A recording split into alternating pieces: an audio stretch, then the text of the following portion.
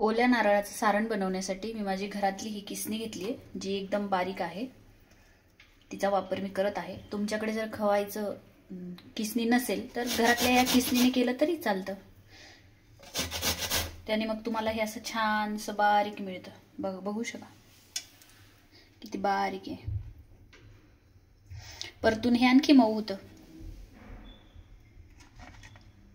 ओल्या नारळाचं सारण बनवण्यासाठी लागणारं साहित्य आहे 1 वाटी ओल्या नारळाचा किस, त्यासाठी अर्धी वाटी गूळ, थोडे काजू बदामाचे तुकडे, खसखस, चारोळी, तूप आणि मी जायफळ घेतलंय. तुम्ही वेलची पावडर पण घेऊ शकता.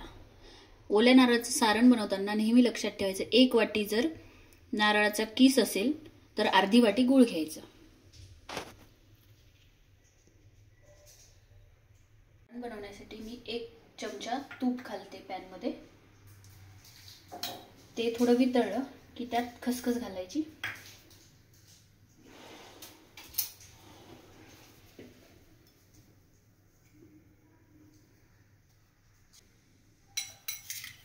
त्यामध्ये मी 1 चमचा खसखस घालते.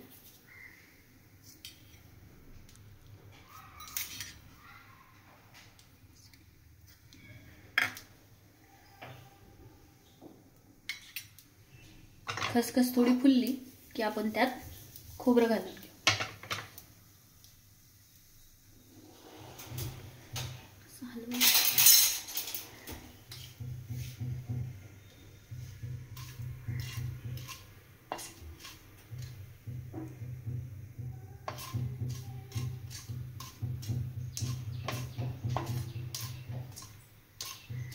खसखस थोडी भाजून झाली की मग त्यामध्ये ओल्या नारळाचा किस घालायचा आहे.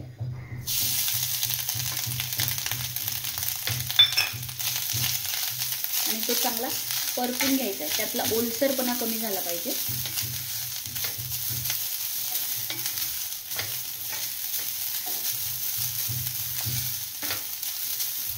एक 2 मिनिटं चांगलं परतायचंय त्याला मंद मीडियम फ्लेमवर.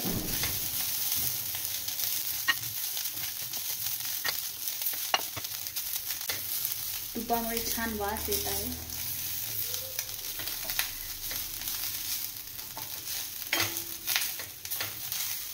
भाजताना वास खूप छान येतो तुपामुळे.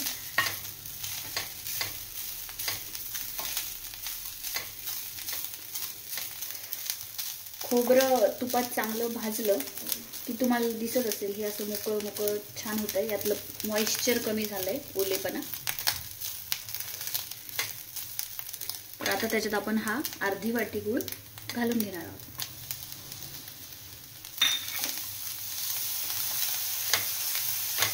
गॅस खूप फुल करायचं नाही, मीडियम किंवा मंद आचेवर हे परतत राहायचं.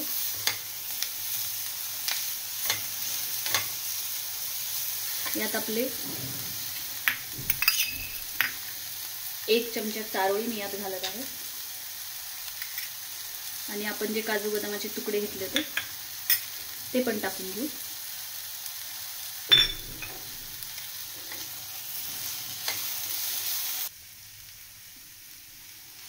आता तुम्ही बघू शकत असाल घातलेला गूळ हा व्यवस्थित त्यात विरघळला आहे. आणि हे तितकाच वेळ परतायचं जोपर्यंत गूळ विरघळतोय तोपर्यंत आणि त्याच्यात मिसळतो. त्यापेक्षा जास्त परतलं तर सारण कडक होतं. आणि वेलची पावडर किंवा जायफळ हे शेवटी घालायचं असतं. तर मी आता थोडंसं जायफळ याच्यात घालून घेते.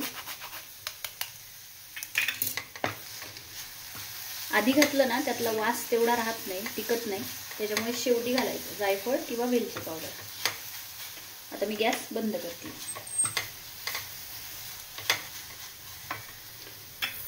हे आपलं सारण रेडी झालंय. ते आता मी एका वाटीत काढून घेते.